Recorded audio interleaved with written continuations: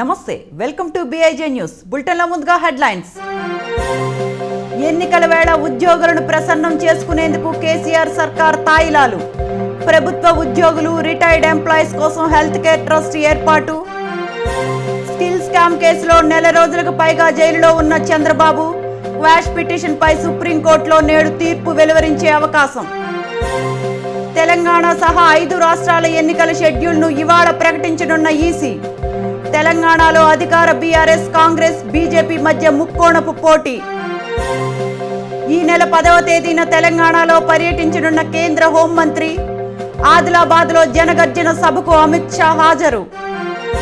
తెలంగాణలో ఈ నెల 10 నుంచి రాహుల్ గాంధీ బస్సు యాత్ర. సోనియా ప్రియాంకలు కూడా బస్సు యాత్రలో పాల్గొనే అవకాశం. ఇజ్రాయెల్లో హమాస్ మిలిటెంట్ల అరాచకాలు, యువతే లక్ష్యంగా దాడులు.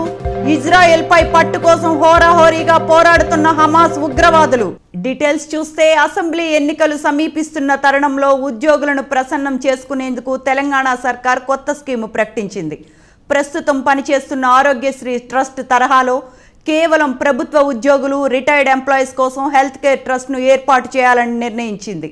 సర్వీసులో ఉన్న ఉద్యోగులు, వారి కుటుంబ సభ్యులతో పాటు పింఛన్ అందుకుంటున్న వారు, వారి ఫ్యామిలీ మెంబర్స్ కూడా నగదు రహిత నాణ్యమైన వైద్య సౌకర్యాన్ని పొందటానికి ఈ ట్రస్ట్ను ఏర్పాటు చేయనున్నట్లు ప్రభుత్వం జీవోలో పేర్కొంది. ప్రధాన కార్యదర్శి చైర్మన్గా వ్యవహరించే ఈ కమిటీలో మొత్తం 17 మంది సభ్యులుంటారు. ఉద్యోగులు, పింఛన్దారులు వారి వంతుగా కొంత మొత్తాన్ని ఈ ట్రస్టుకు అందిస్తే ప్రభుత్వం కూడా మ్యాచింగ్ గ్రాంట్ను కలిపి వారికి ఈ సౌకర్యాన్ని కల్పించనుంది. ఉద్యోగ సంఘాల ప్రతినిధులు గతంలోనే ప్రభుత్వానికి వారి వంతు కంట్రిబ్యూషన్గా ప్రతి నెల బేసిక్ పేలో 1% అందజేస్తామని, హెల్త్ కేర్ ట్రస్ట్ను ఏర్పాటు చేయాల్సిందిగా ప్రభుత్వానికి ప్రతిపాదనలు చేశారు. పలు దఫాలుగా జరిపిన చర్చల్లో వచ్చిన అభిప్రాయాల మేరకు ఎంప్లాయీస్ హెల్త్ కేర్ ట్రస్ట్ను ఏర్పాటు చేస్తున్నట్లు ప్రభుత్వం తెలిపింది. ప్రస్తుతం ఎంప్లాయీస్ హెల్త్ సర్వీసెస్ పాలసీ ఉన్నప్పటికీ ఇక నుంచి ప్రత్యేకంగా ట్రస్ట్ ద్వారా వైద్య సేవలు అందజేస్తున్నారు. AP skill development scheme scam కేసులో ఇవాళ కీలక పరిణామాలకు ఛాన్స్ కనిపిస్తోంది. ఈ కేసులో చంద్రబాబుకు సంబంధించి కొన్ని పిటిషన్లపై ఇవాళ తీర్పులు, విచారణలు జరగబోతున్నాయి.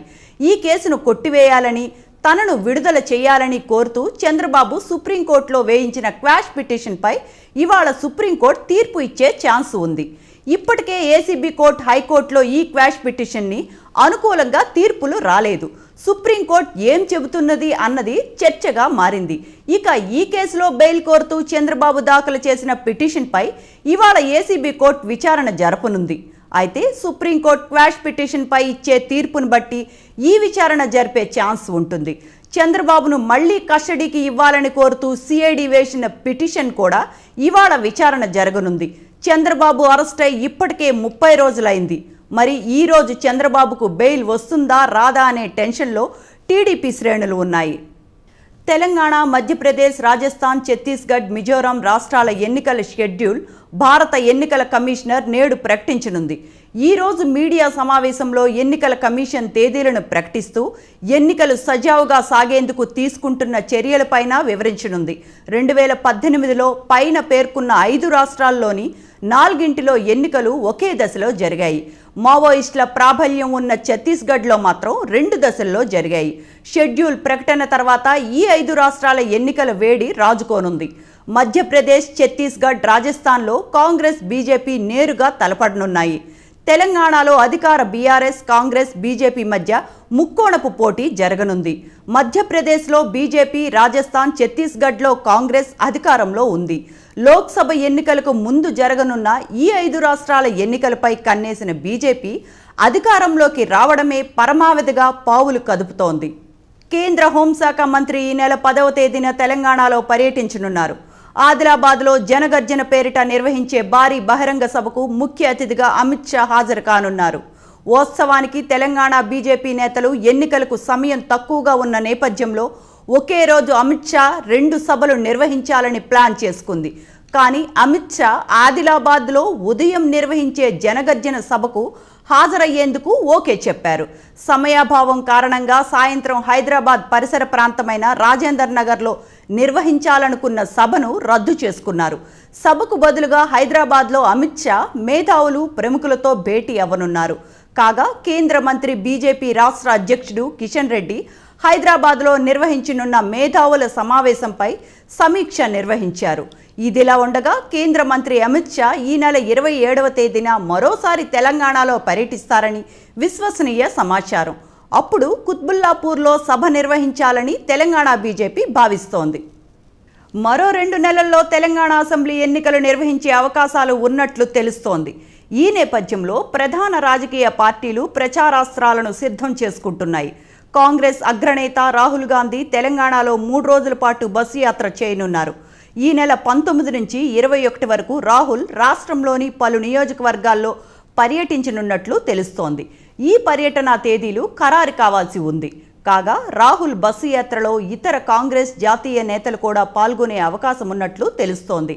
సోనియా గాంధీ, ప్రియాంక గాంధీలను కూడా ఈ బస్సు యాత్రలో పాల్గొనేలా ఒప్పించాలని తెలంగాణ కాంగ్రెస్ నేతలు భావిస్తున్నారు. ఈ నెల 10న హైదరాబాద్లో కాంగ్రెస్ రాజకీయ వ్యవహారాల కమిటీ సమావేశం జరగనుంది. ఈ సమావేశంలో రాహుల్ గాంధీ బస్సు యాత్ర షెడ్యూల్, రూట్ మ్యాప్పై స్పష్టత రానుందని కాంగ్రెస్ వర్గాలు తెలిపాయి. ఇజ్రాయెల్పై మెరుపు దాడికి దిగి ఆ దేశంపై పట్టు సాధించాలని ప్రయత్నిస్తున్న హమాస్ మిలిటెంట్లు యువతులను లక్ష్యంగా చేసుకున్నారు. మహిళలు, చిన్నారులను అపహరిస్తూ వారిపై అత్యాచారాలకు పాల్పడుతూ ఘోర ఆకృత్యాలకు పాల్పడుతున్నారు. మారణాయుధాలతో ఇజ్రాయెల్ వీధుల్లో మారణ హోమం సృష్టిస్తున్న హమాస్ ఉగ్రవాదులు కనిపించిన వారిని కనిపించినట్లు కాల్చి చంపుతున్నారు. ఫలితంగా మృతదేహాలతో రోడ్లు నిండిపోతున్నాయి. ఎక్కడ చూసినా బీతావహ పరిస్థితులు నెలకొన్నాయి. ఎప్పుడు ఎవరికి చిక్కుతామో తెలియక ప్రజలు బిక్కుబిక్కుమంటూ ఇళ్లల్లోనే గడుపుతున్నారు. హమాస్ ఆధీనంలో గాజా స్ట్రిప్ సరిహద్దుల్లో వెలుగు చూస్తున్న దురాగతాలు మనసులు పిండేస్తున్నాయి. ఓ ఇజ్రాయిల్ బాలుడిపై గాజాలో కుర్రాళ్లు కర్రలతో విచక్షణారహితంగా చావబాదుతుండటం అక్కడి పరిస్థితిని కళ్లకు కడుతోంది. కాగా ఇజ్రాయిల్ వద్ద 5200 మంది పాలస్తీనియన్లు బందీలుగా ఉన్నట్లు తెలుస్తోంది. వారిని విడిపించుకునేందుకు హమాస్ ఉగ్రవాదులు యువతులను టార్గెట్ చేసుకొని వారిని చెరబడుతున్నట్లు చెబుతున్నారు.